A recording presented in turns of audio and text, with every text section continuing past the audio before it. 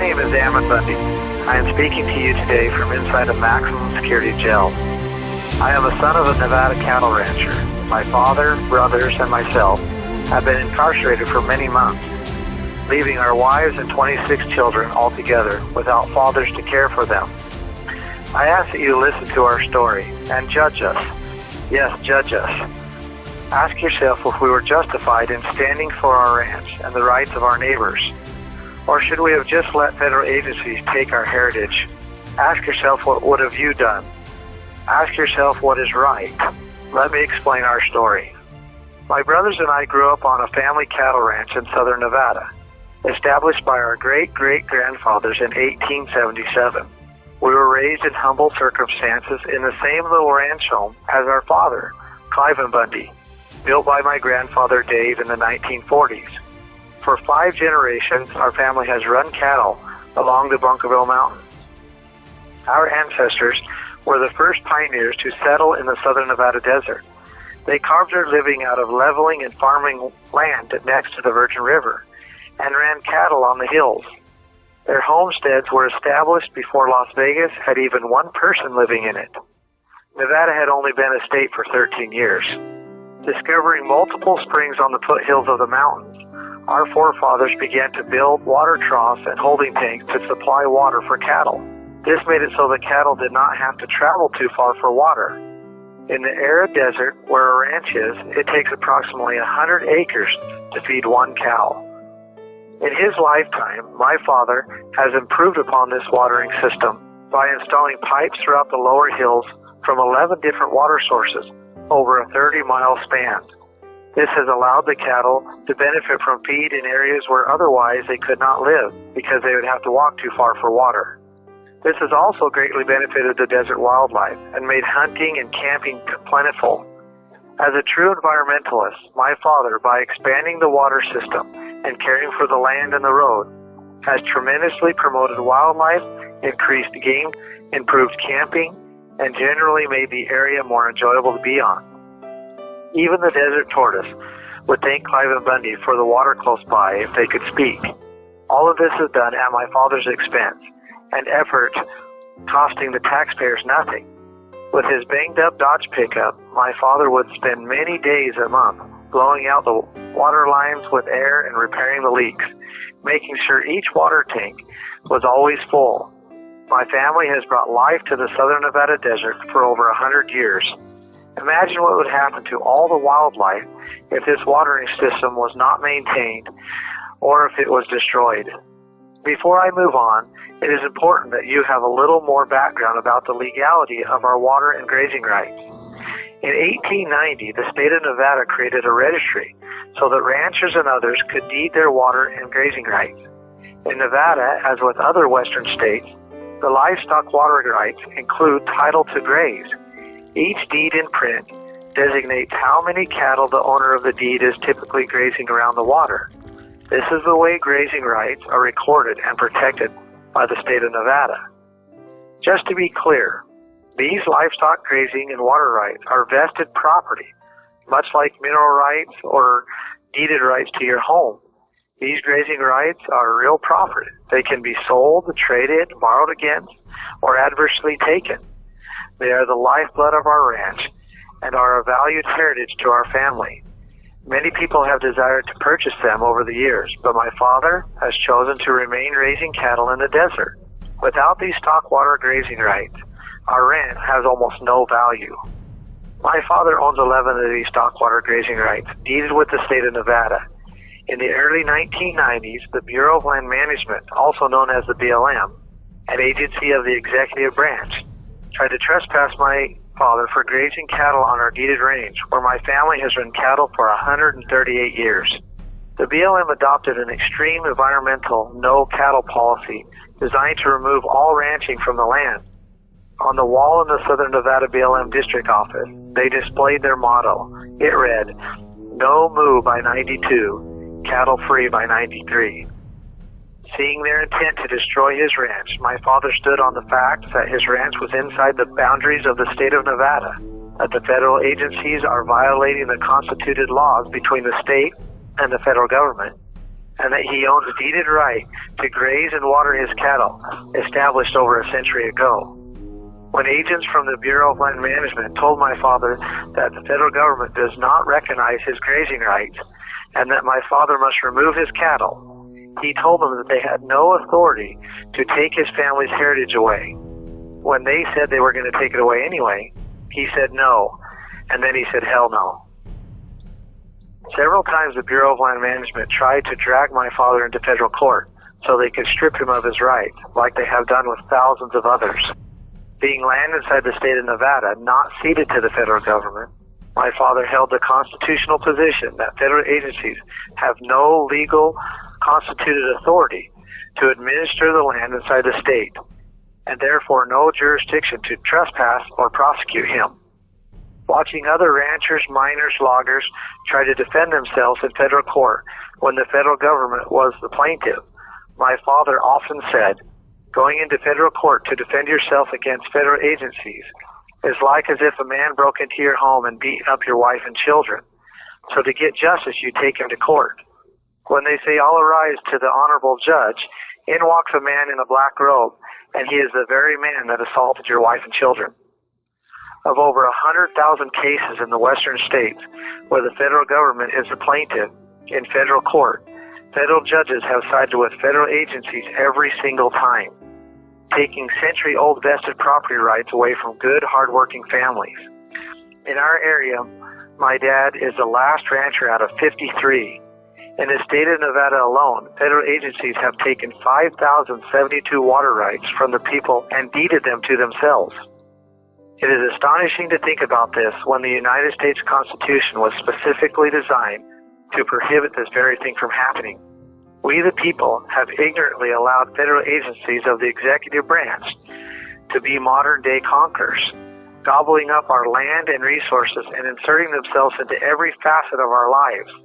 Our homes, our schools, our churches, our jobs, our industries, our manufacturing industries, our housing industries, our agricultural industries, our mineral industries, our financial industries. Everywhere there is wealth, they seek to control and take. They will not stop expanding and growing on their own. They will not limit themselves because they do not produce a product. In order for them to survive and gain and grow, they must take from the people who produce a product. The judicial branch of government, the courts and the judges, have not been an effective check and balance to these agencies for over 60 years, giving them a free pass to prey upon the wealth of the American people. U.S. Congress has tried to stop them twice in the last decade by defunding them. We saw through this that the executive agencies are too powerful for even the United States Congress to limit.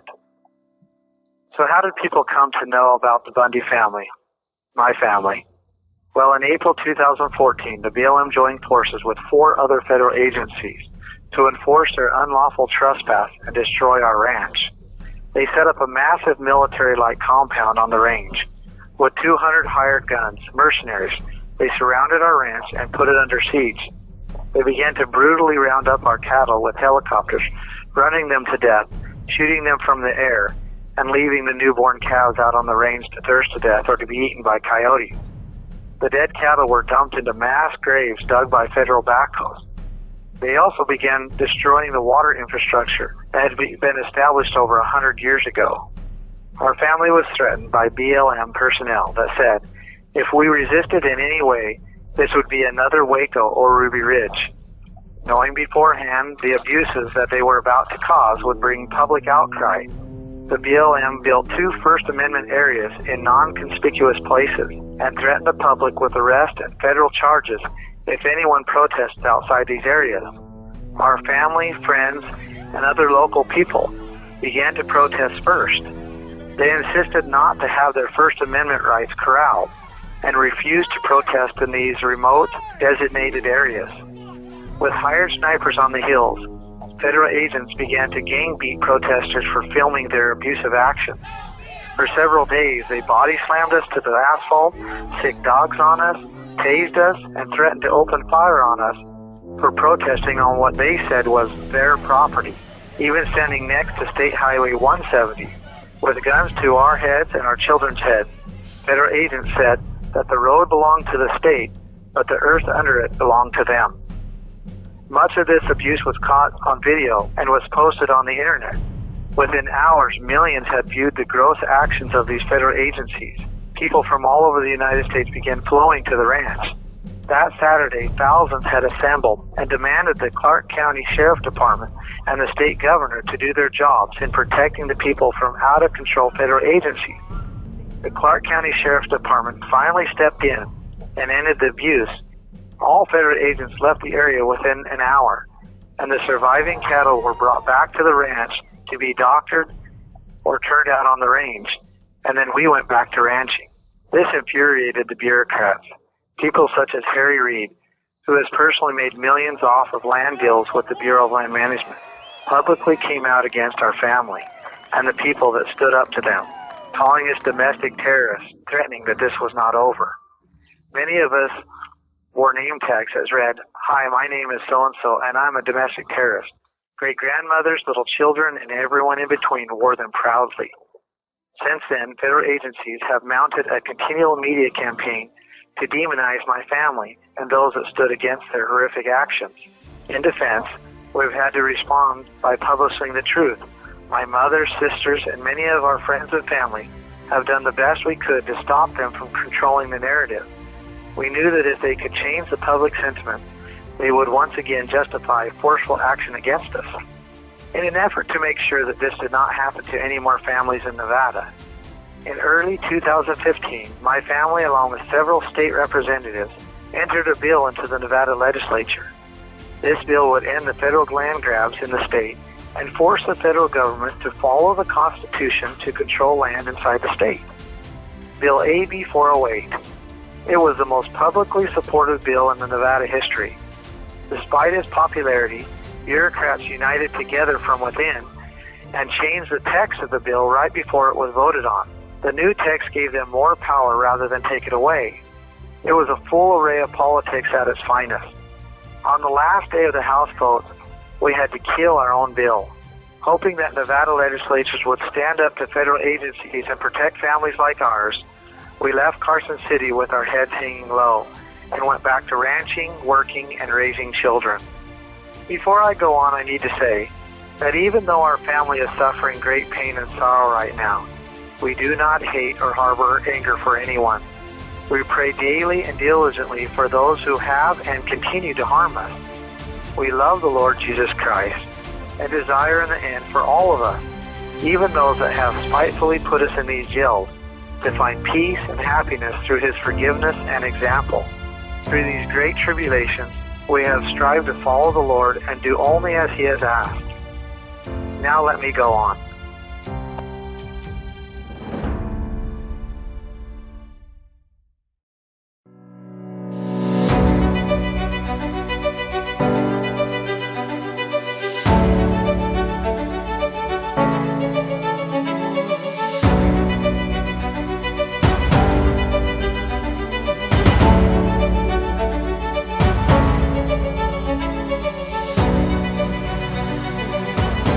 Now let me go on. Towards the end of 2015, many became aware of another ranching family in Oregon, the Hammonds, where the father, Dwight, 74, and the son, Stephen, 43, had been put in prison for resisting federal agencies of the executive branch in taking their lands. The abuse to this family over 2 decades is terrible. Federal agencies of the executive branch teamed together and have taken their water rights, destroyed much of their ranch, restricted use of private property and access to it. Through the courts, they have taken hundreds of thousands of dollars in fines, forced them to sign that they would only sell their ranch to the BLM, and put them in prison the second time for doing maintenance on their ranch without a permit from the Bureau of Land Management. All of this was done inside the state of Oregon on private property or land that federal agencies do not have constituted authority to administrate. These same tactics are being used to take established property rights all over the United States. The EPA, an agency of the executive branch, is using the same playbook in the eastern states. Before federal agencies diminished ranching and destroyed logging in Harney County, where the Hammonds lived, the county had the highest family incomes in the state of Oregon. Now families in Harney County struggle with the lowest incomes in the state. Over the last 30 years, Harney County has consistently declined in incomes, population, and jobs because of the federal government's overtake of the land and resources. The best hope of employment anyone has now in Harney County is working for a federal agency of the executive branch, the BLM, Forest Service, or Fish and Wildlife. Government employment tallies at 58% of Harney County income. This percent does not include those on government assistance. Together, approximately 70% of Harney County residents depend on the government for their living.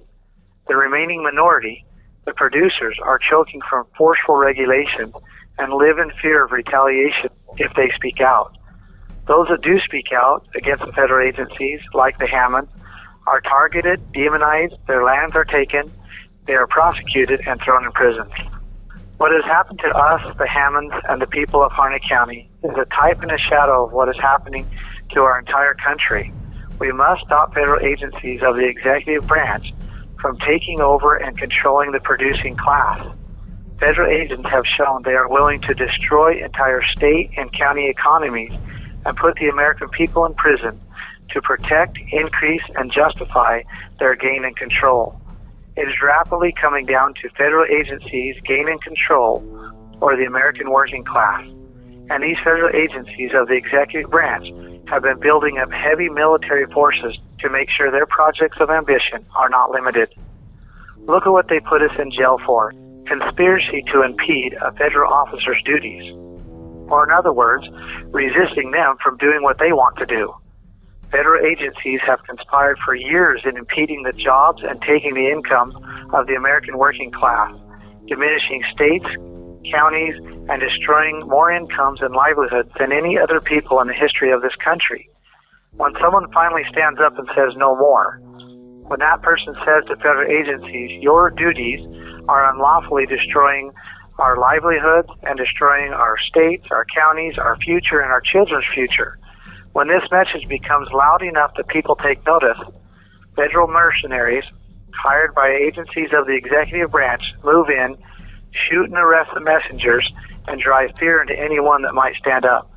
Federal agencies of the executive branch are willing to kill and destroy families to protect their ambitions to get gain. Just ask the Finicum family or the 26 Bundy children with their fathers locked up, if I speak the truth. No moral principle, tradition, heritage, livelihood, or way of life, or life itself appears to be more important than their ambitions to get gain. Produce nothing, take everything. Modern-day robbers. In my 40 years, I have seen a stomach full of my hard-working neighbors lose their homes, incomes, heritage, and freedoms at the hands of these wool-covered predators. Often I ask myself, what is to be done? What are we to do? How can we allow this to continue? Do people care about what is happening to our country?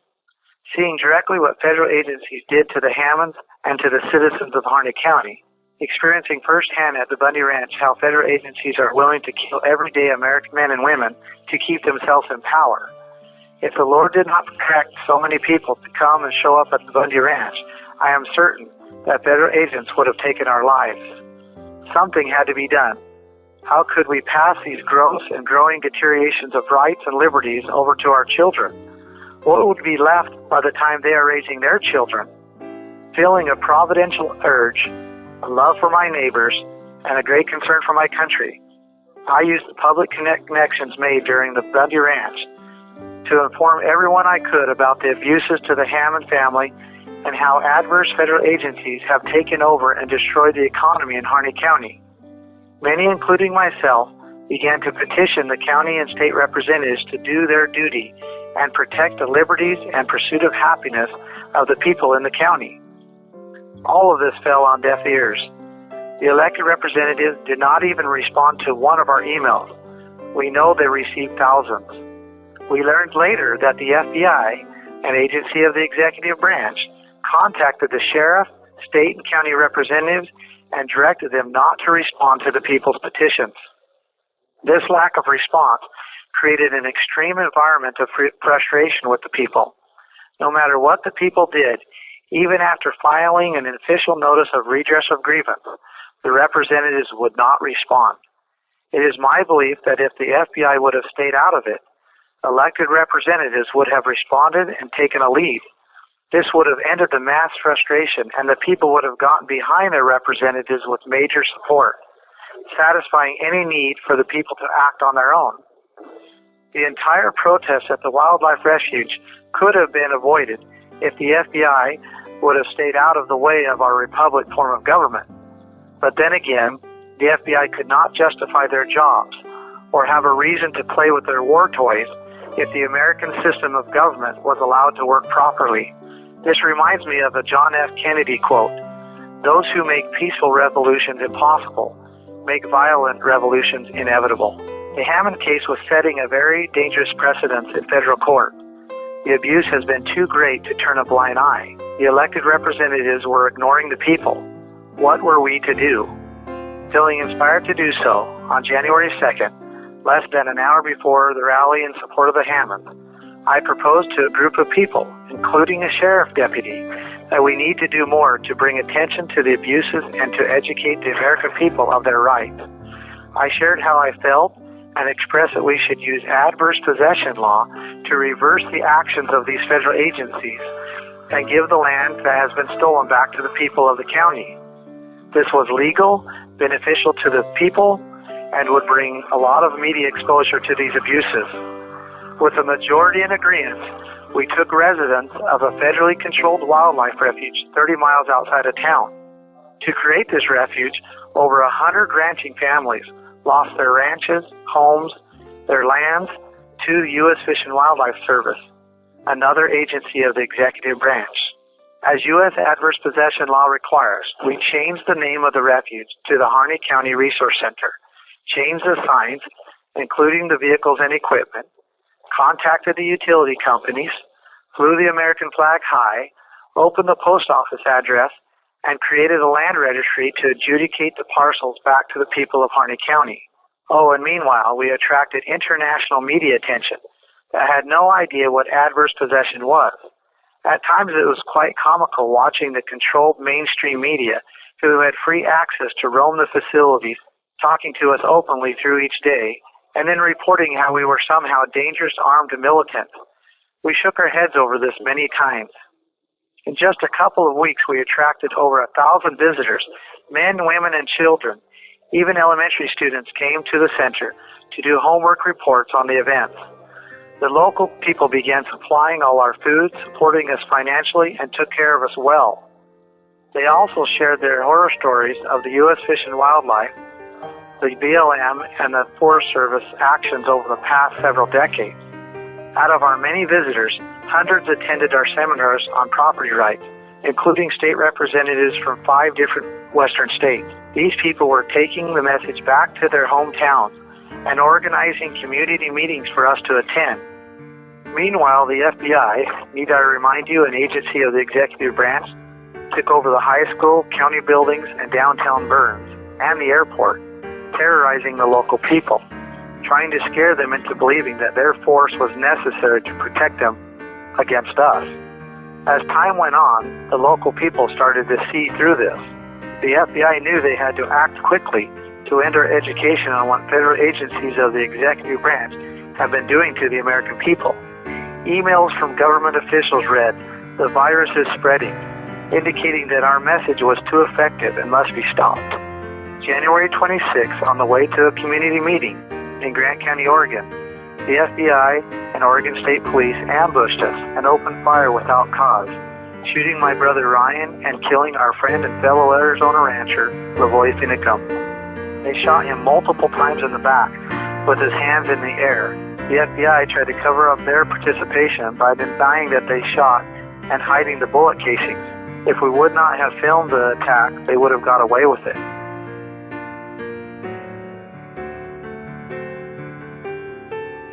Never did we hold a gun or show any type of threat to them. We were carrying laptops, projectors, and a PA system, planning on having another effective meeting with the people of Grant County, including the sheriff. We were invited to meetings like this every day that week. Our schedule was filling up. With millions of dollars, thousands of federal agents, control of the main media, federal agencies were still not able to suppress the truth. So they resolved to use force, much like a big bully who is not intelligent enough to convince people to follow him.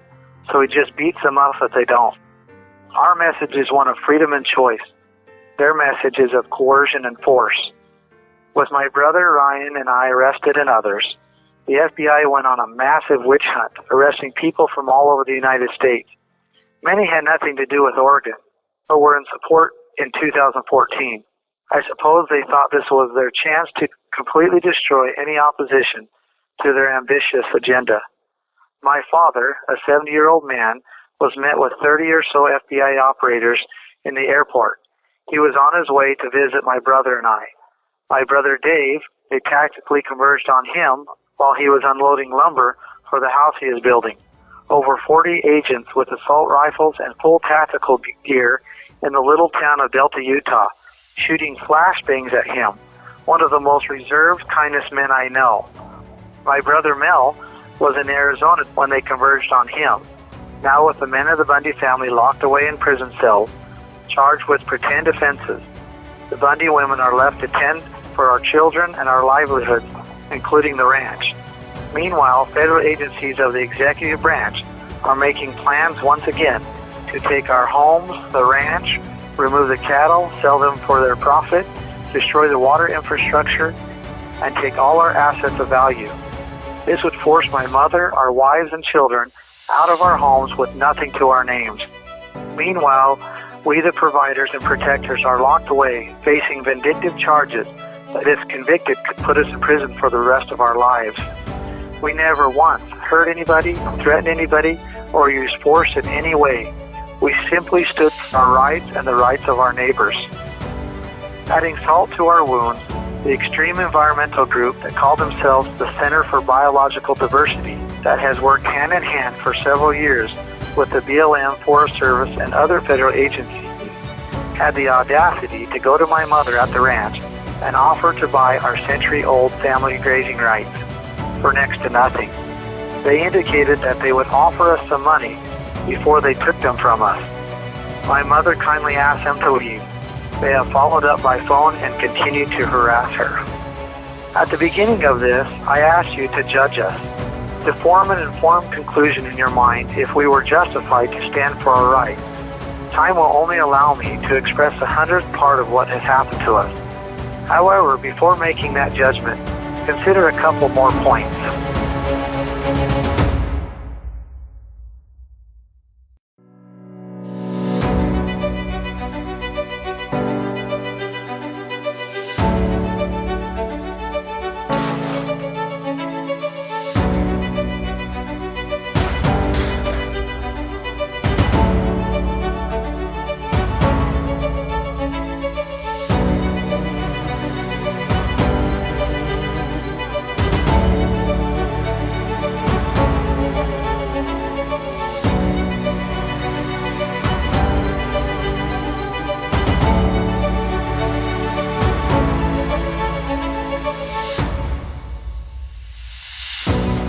Time will only allow me to express 100th part of what has happened to us.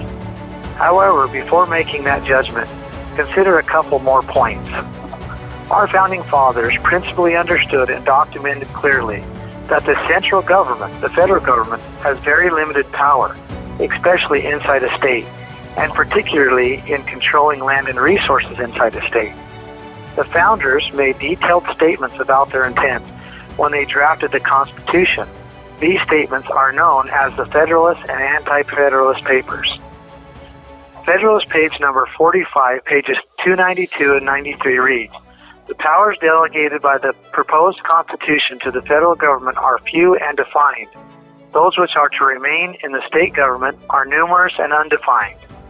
The powers reserved to the several states will extend to all objects which in ordinary course of affairs concern the lives, liberties, and properties of the people, and the eternal order, improvement, and prosperity of the states." Federal agencies in direct opposition to the founders' intent are claiming over 51% of the lands in the western states, approximately 600 million acres, and 72% of the subsurface mineral rights. It is estimated that the West has more mineral concentration than anywhere else in the world. It is no wonder why these federal agencies of the executive branch are building up standing armies and are willing to kill their own people for it. By ignoring the constitutional limitations on the federal government, people are being abused. The land and resources in the states are being held and sold for federal profit, and the people are left begging for the crumbs, just as the founders predicted would happen if the states lost their gallant patriotism and stopped enforcing the limitations on the central government. Unfortunately, the states cannot properly protect the people without the taxes from the land and resources. The people cannot put food on their table, clothe themselves, or build their homes without the land and the resources. And federal agencies cannot sustain themselves or continue to build their standing armies or manipulate the states, counties, and people through welfare, contracts, and grants without the profits from the land and the resources. All wealth and power derives from the land and the resources. Everything we eat, live in, wear, use, need, or find physical comfort from comes from the earth. Control the land and the resources, and you control the people. To protect the people from the evil designs of men who would use government to gain ultimate power, our founders limited the amount of land and resources our government may control. These limitations are found in the powers granted to the federal government through the Constitution, the supreme law of the land. See Article 1, Section 8, Clause 17. Our family ranch was put under siege by an army of federal agents, 200 hired mercenaries. Our lives were openly threatened, at gunpoint, for many days in a row. Our cattle were run to death by helicopters, shot from the ground and the air, then buried in mass graves right in front of us. Our century-old water infrastructure was being destroyed by federal backhoes. We were body slammed to the asphalt, tased, gang beaten, detained, and interrogated, and had dogs sicked on us. Our children multiple times had the red dots of hired snipers on their little bodies. The Hammond family and thousands of others across the western states have had their land stolen, water rights taken, and experienced a full list of similar abuses by these federal agencies of the executive branch. Agents of the executive branch claim to have legal, unlimited authority to abuse the people and control the land and resources. We, the people, are in danger. The Constitution prohibits their actions. Everything that is American is against it. The United States is not a communist form of government where the government owns and controls everything. This is against our founding principles, and our founders made it against our laws. The only way they have gotten away with it is because the Department of Justice, an agency of the executive branch.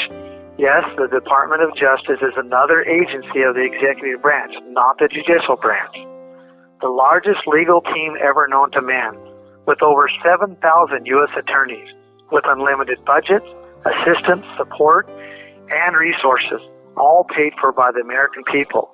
They have deceitfully and forcefully, through the courts, shoved down the throats of the American people that agencies of the executive branch have no limits and that the Constitution does not apply to them.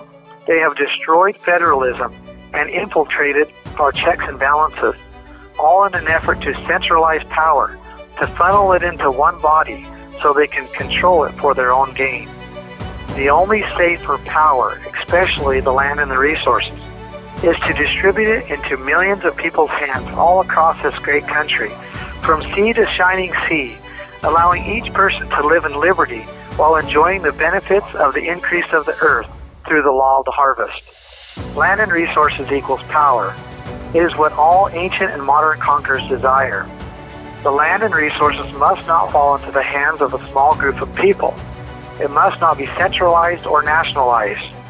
Our food, water, homes, clothing, transportation, our communication, everything that sustains us and everything that we find physical comfort from hangs at risk if the heads of these federal agencies obtain their ultimate objective. Control the food, water, air, lumber, iron, and other resources.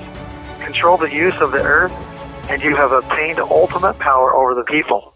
Never was this just about some cattle running in the desert, or just about some poor rancher trying to hold on to his way of life. This is about God and country. about standing so the bad does not overcome the good. This is about each individual, about you, your children, and your grandchildren. This is about food on your table, about having a home to put a table in.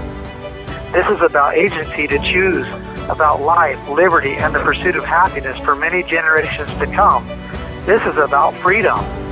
Or maybe, just maybe, the horrible pains of being kept from our families for this long has driven us insane. You be the judge. I know the Lord has protected us and kept us from falling into despair.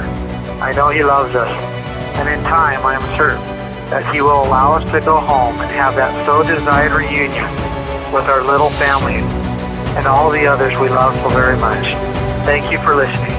Ammon Bundy.